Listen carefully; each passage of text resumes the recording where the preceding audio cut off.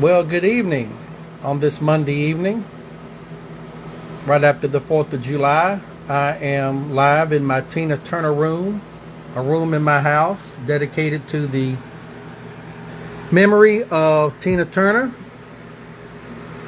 Most of you know my journey concerning Tina, and now I'm launching what is called, going to be called, my Recollections of Tina Memories, or something along those lines. But tonight I felt led to come to the room and start going through some things that are in a box and scattered about to pull out.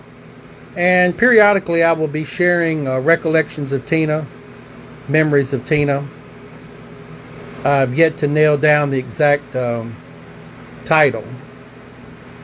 But tonight I'm going to be sharing this article. It was in January 1st of 1990. And at the time this article came out, I was 25 years old. And it was printed in the Jackson Sun newspaper in Jackson, Tennessee.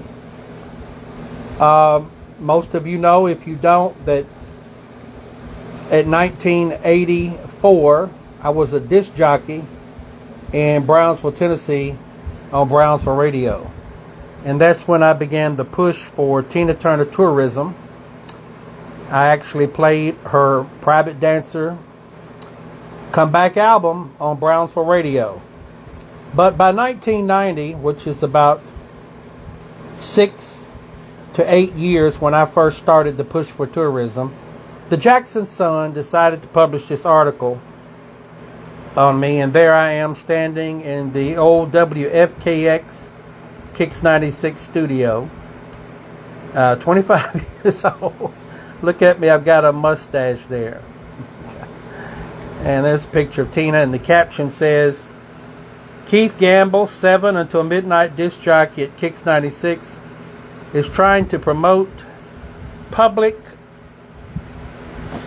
recognition of Nutbush as the birthplace of rock star Tina Turner. But neither the public nor Tina, who hasn't responded to any letters or phone calls, seems to care whether a sign is erected or museum created. I actually don't know that Tina got any of these messages. What I'm doing is showing you a January 1st, 1990 article that ran in the Jackson Sun, as I was into my 6th year of pushing for local tourism in Haywood County, Tennessee, regarding Tina Turner. Now I'm going to share the article itself, and just keep in mind that I'll read it as best I can.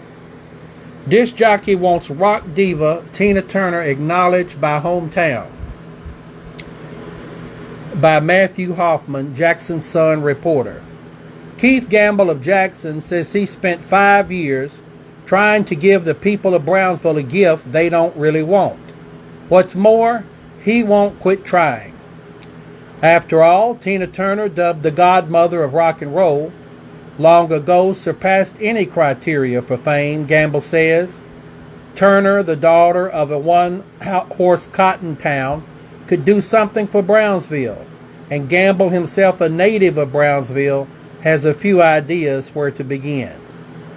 Gamble waves his enthusiasm for the singer like a feather boa, and looks surprised when people aren't as tickled as he is. But the truth is, Brownsville doesn't seem interested in honoring its famous child, and Turner, for all Gamble's letters, phone calls, and harangues, I believe that word is returning the town's indifference. I don't really think they got through to Tina. I think the article writer more or less put that in there, misinterpreted. Gamble, 25, is a disc jockey at Jackson's radio station WFKX-FM. He says he can't believe his hometown won't do something, anything, to honor one of the premier performers of the 20th century. With his neat mustache and brushed back hair, I'll let y'all see that again. 25 years old. Okay. All right. How you doing, Quack Duck? All right, with his neat mustache and brushed back hair, Gamble doesn't seem the type to go star searching, but search he did when Turner's hit What's Love Got to Do With It came out in 1985 on her Grammy-winning album Private Dancer. Actually, it was Let's Stay Together, but I'll take that, okay? Gamble went to Brownsville, of course I'm from there, poked around some and came up empty. There wasn't anything there, and I got more intrigued, Gamble says. Before Tina Turner took a new name, she was Anna Mae Bullock, growing up in Nutbush, 15 miles down the road from Brownsville. Born to a sharecropper and hard times, at 16 she moved out of Brownsville, moved in with Ike Turner, whom she later married and owned in worldwide fame. Gamble feels Brownsville is simply too conservative, or when he's speaking of tourist dollars, short-sighted, to do appropriate honor to Turner. How else to explain its neglect of the singer, who for 3 decades has whipped across America and European stages with the blistering intensity that is her trademark? Now, before I read the rest of the article, I want you to realize we're talking about 1990. There was no West Tennessee Delta Heritage Center. There was no museum. Tina had no publicity, no tourism, or nothing in Haywood County. All right, let me go on with the article. He says a Turner Museum. Aha! Aha! I foresaw that there would be a museum.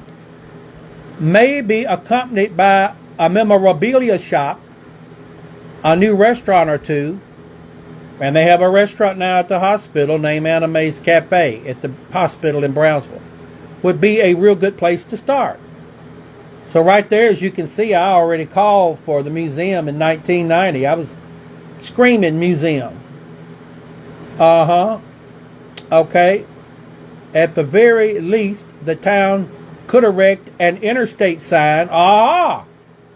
There's an interstate sign up now to let passersby know what lies off the exit between Jackson and Memphis, Brownsville, home of Tina Turner. Brownsville County Executive Franklin Smith says he appointed a committee, of which Gamble was a member, to look into putting up a monument, plaque, or sign. After a few meetings, he says interest seemed to fade. No, what it was, they didn't want to put up the sign. I went to all the meetings, showed them what the sign would look like, and they kept arguing, saying we have to have Tina's permission. I won't get into that bull hockey. All right, it's up to the state of Tennessee to decide where interstate billboards go up, but the committee agreed to wait for permission from Turner. Smith says it never came. I don't know that they never asked, and we didn't need her permission anyway to really erect something and do something. That was the whole point of why I went ahead and did a lot of things by myself and with another person. Okay? There was supposedly some hard feelings between Tina Turner and her life in Haywood County, Smith says. Side note, the county executive passed away a few years back.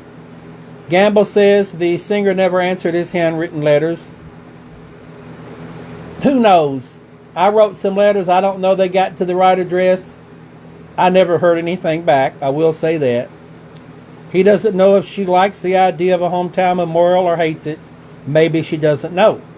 He admits his quest long since has passed the limits of dispassionate inquiry, or for that matter, of polite inquiry. Tempers have risen as Gamble pushes people to see things his way. Yes, I was tenacious. Yes, call it obsessed, whatever you wanted to call it. I wanted this done, and I saw a lot of it done. Thank you, Quack Duck. Stay with me now. Melinda Ramsey, Gamble's girlfriend, rolls her eyes. Yes, he's obsessed, she says. And sometimes he's pushy. He listens to the music. God, he listens to the music. Gamble unfolds copies of letters sent to Turner's managers, to newspapers, to Tennessee lawmakers. Most went unanswered. Nor did messages he left with Turner's mother in Studio City, California get passed on.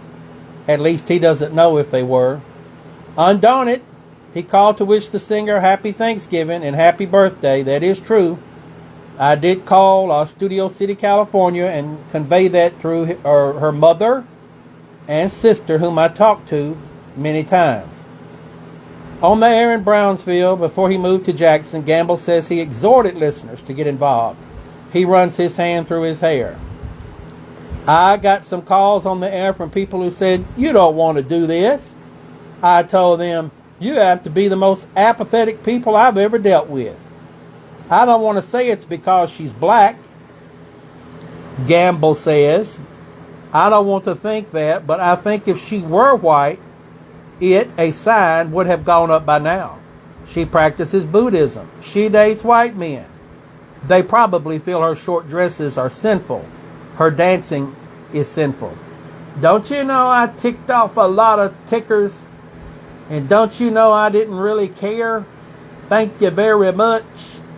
All right, let me go ahead. Gamble seems sincerely surprised that Brownsville isn't jumping to partake of the singer's fame, but rural Haywood County is a long way indeed from the U.S. and European cities crossed and conquered by the Turner entourage. And if Turner's come a long way since she left Brownsville, so has Brownsville Wells stayed the same. It's hardly the type of place to look with affection at Turner's legendary pyrotechnics. Nor, to all appearances, has Turner done much looking back. Gamble won't let it rest. Now, at that time in 1990, we were just 3 years away from us having the first celebration in Nutbush. That's right, I wouldn't let it rest until I got it done. He's going to hang honor on the legend of Tina Turner in her hometown, whether she wants it or not. It's for the good of his hometown, he says, and for the children who dream of places far from home. She was born in Brownsville in a hospital that no longer exists. She was born in the basement, which is how it was with black people then, Gamble says. I'm sure she was told, "You may as well stop dancing, stop singing, stop wearing short dresses, stop doing those things. You'll never be anything but a farm girl." She is the queen of rock and roll. She is the diva, the supreme queen, a living legend. Kids there should be able to say, "She did it. I can do it." What I just shared with you was an article that ran in the Jackson Sun in 1990. As I began my push for Tina Turner tourism in 1984 by being a disc jockey on Brownsville Radio. And as you can see, this is my Tina Turner room.